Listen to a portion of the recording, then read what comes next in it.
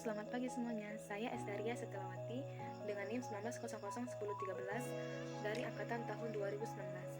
Nah, di sini saya akan menjelaskan dua materi, yaitu tentang Plasmodium sp dan teknik pemeriksaan malaria. Pertama, saya akan menjelaskan tentang Plasmodium sp. Plasmodium sp itu termasuk dalam kelas Sporozoa darah, yaitu malaria. Penyakit malaria disebabkan oleh protozoa kelas Sporozoa genus Plasmodium bentuk aksesual yang masuk ke dalam tubuh manusia dan ditularkan oleh nyamuk Anopheles, yaitu betina. Istilah malaria diambil dari dua kata bahasa Italia, yaitu mal artinya buruk dan area artinya udara atau udara buruk. Penyakit ini juga mempunyai nama lain, yaitu demam rawa, demam Roma, demam tropik, dan lain sebagainya. Plasmodium itu terbagi menjadi 4 bagian, yaitu adalah Plasmodium vivax dengan nama penyakit yaitu Tertiana benigna. Yang kedua yaitu Plasmodium falciparum dengan nama penyakit Tertiana maligna atau tropica.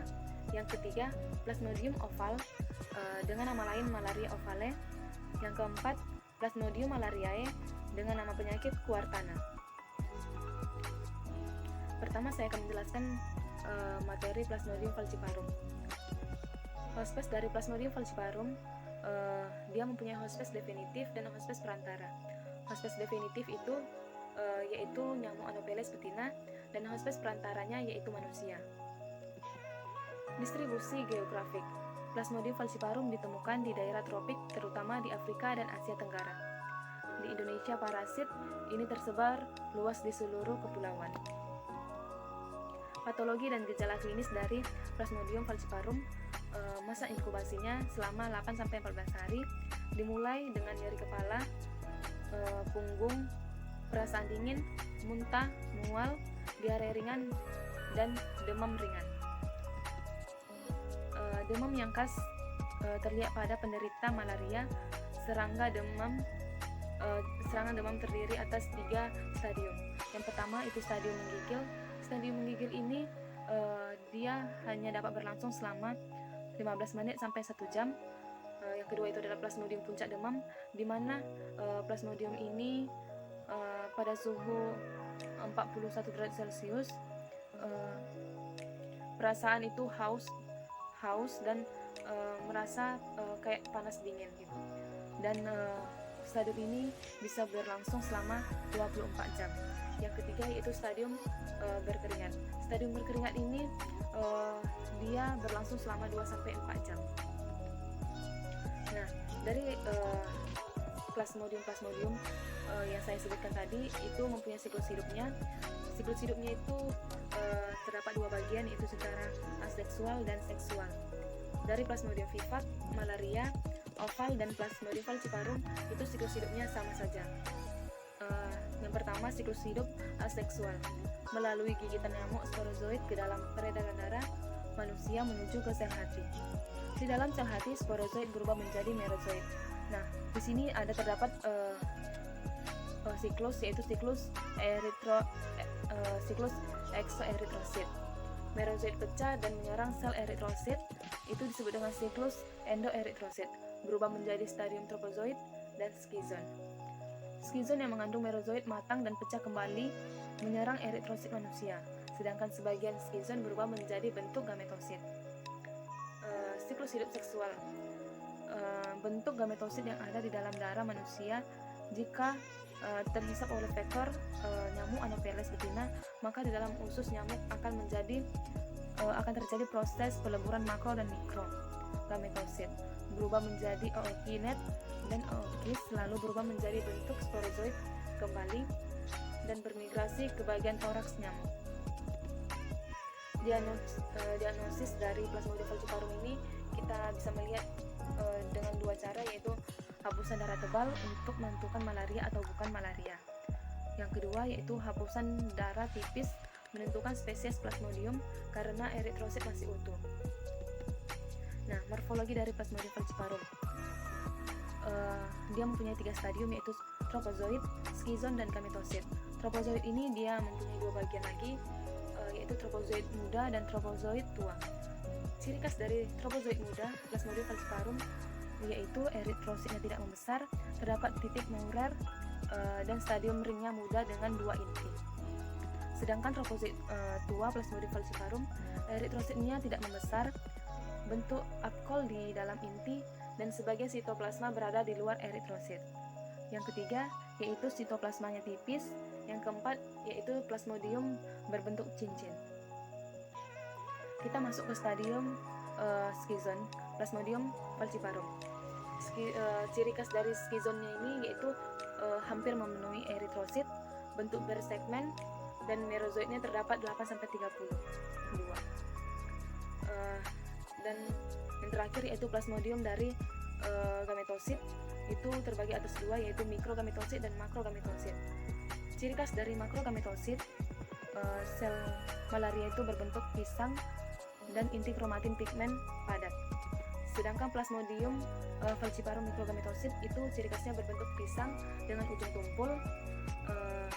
Yang kedua yaitu inti kromatin dengan pigmen menyebar sepanjang sitoplasma dan tidak merata. Atau hasilnya itu kita lihat pada mikroskop.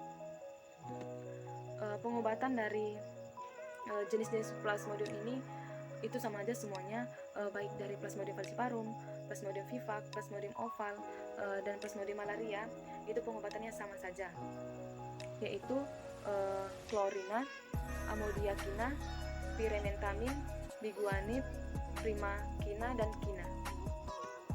Pengobatan yang dianjurkan oleh WHO tahun 2001, negara yang resisten dianjurkan untuk menggunakan pilihan obat-obat malaria kombinasi, terutama kombinasikan dengan derivat artemisinin atau bisa disebut dengan artemisinin based combination therapy ACT.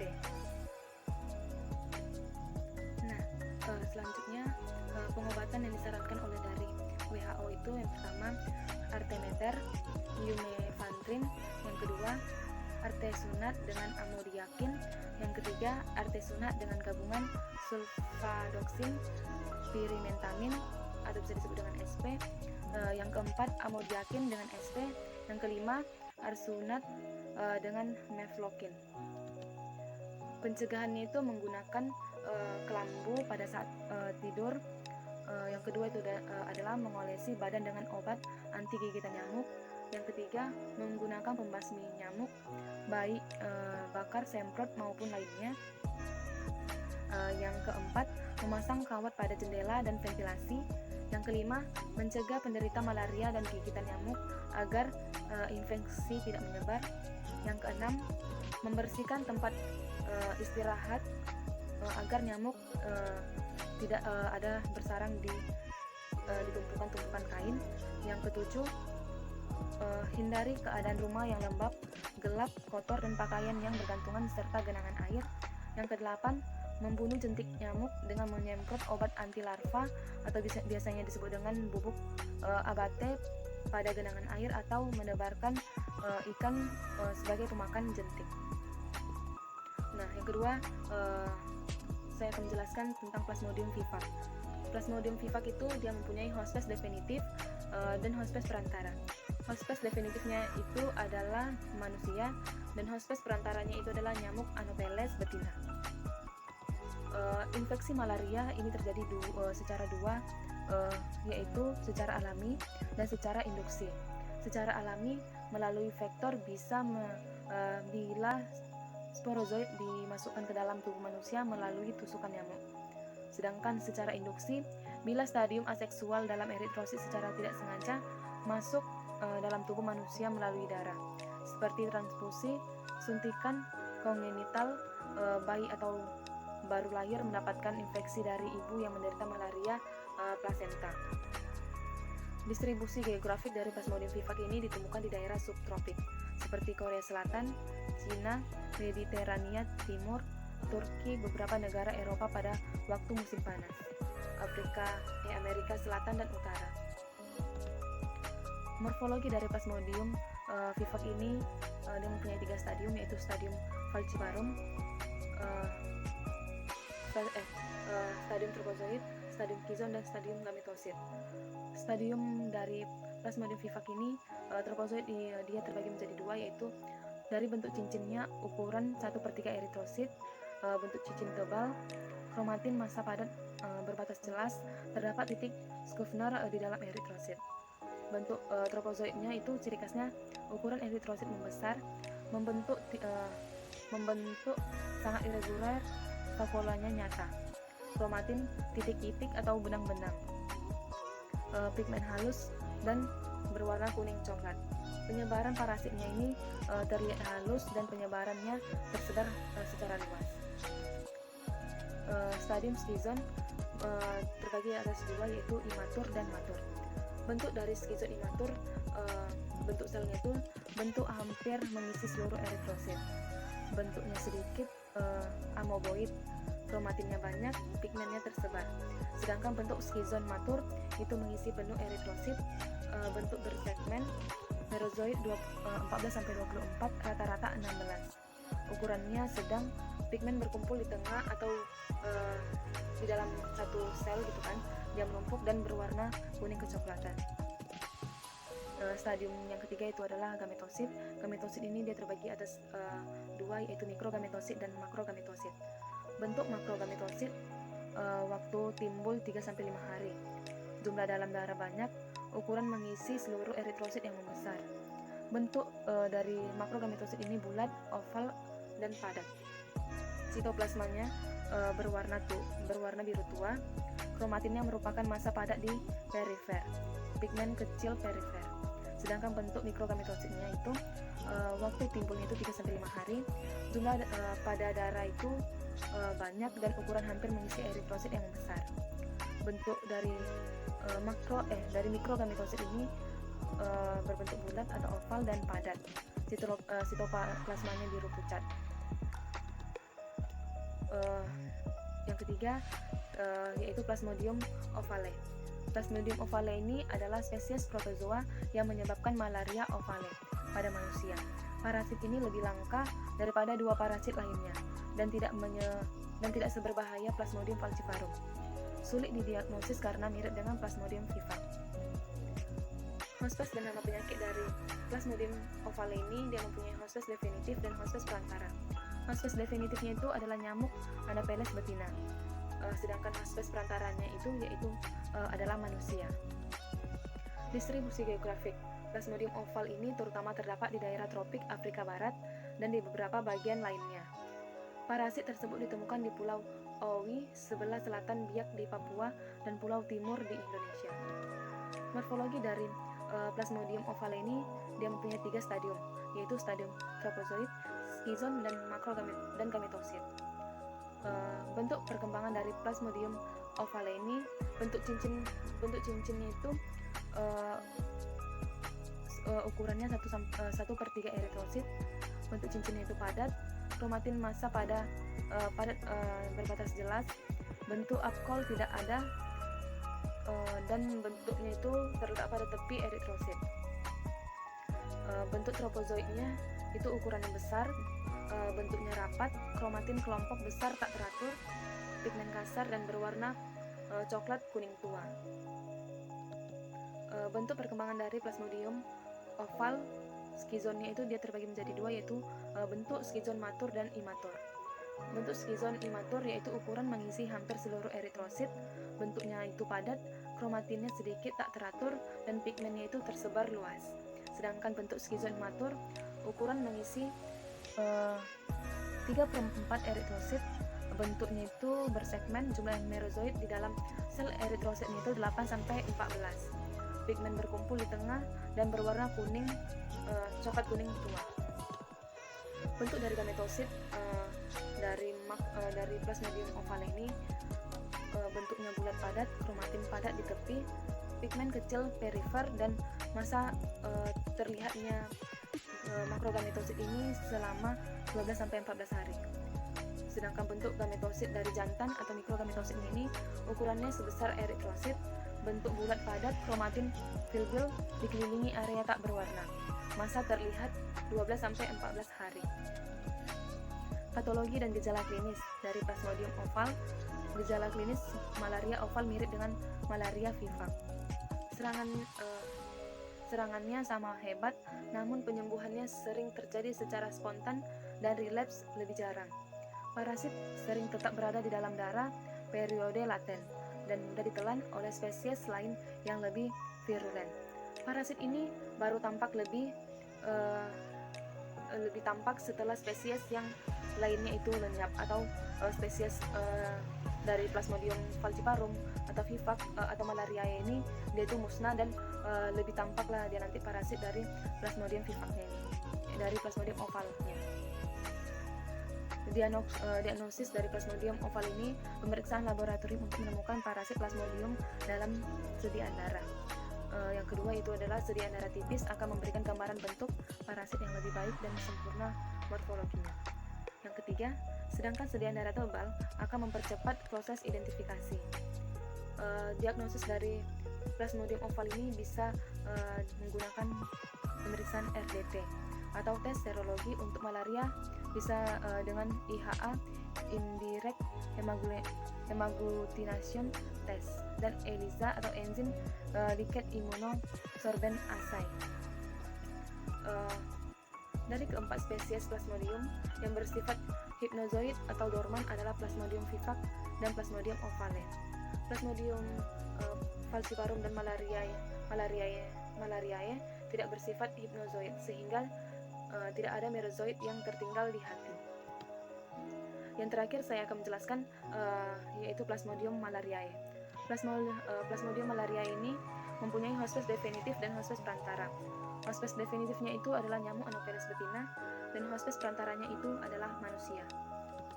Distribusi geografik dari Plasmodium malariae ini meluas meliputi daerah tropik maupun daerah subtropik. Namun, frekuensi penyakit ini cenderung rendah. Poin dari diagnostik Plasmodium malariae: eritrosit tidak membesar, ring form tampak kuku, inti atau kromatin pada permukaan bagian dalam cincin, bed form dia berbentuk pita, karakteristik pada spesies ini. Terus itu skizon matangnya berbentuk khas dengan merozoid tersusun simetris atau seperti bunga ros, mengelilingi pigmen yang menggumpal berwarna coklat tua.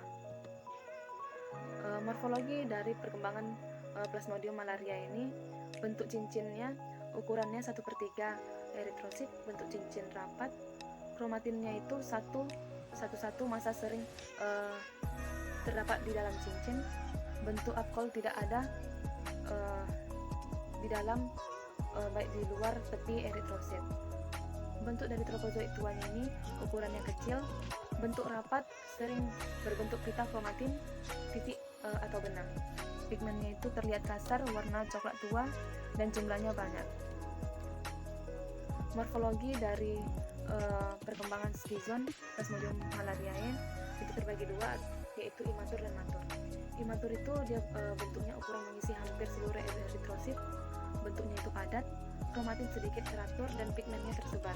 Sedangkan bentuk skizon matur hampir memenuhi eritrosit, bentuk bersegmen dan berbentuk seperti bunga aster. Jumlah merozoid yang terdapat dalam eritrosit itu kurang lebih 6-12 sel. Ukurannya besar dan pigmennya berkumpul di tengah dan berwarna coklat kuning. Bentuk dari gametosit betina, makrogametosit dan mikrogametosit. Dari makrogametosit, bentuk bulat padat, ukuran lebih kecil dari eritrosit, kromatinnya padat di tepi, pigmen kecil perifer, dan massa terlihat pada saat usia 7-14 hari. Sedangkan bentuk gametosit jantan atau mikrogametosit, bentuk ukurannya itu lebih kecil dari eritrosit. Bentuknya bulat, padat, kromatin febrile, dikelilingi area tak berwarna. Masa terlihatnya ini dari usia 7-14 hari. Patologi dan gejala klinis dari Plasmodium malariae ini ada 3. Yang pertama, gejala klinis malaria kuatana mirip dengan malaria vivax. Yang kedua, serangan demam lebih teratur dan terjadi pada sore hari. Yang ketiga, Plasmodium malariae ini cenderung menghidapi eritrosit yang lebih tua. Jadi Plasmodium malariae ini dia tidak menggunakan eritrosit muda karena dia lebih sering itu hinggap di eritrosit tua.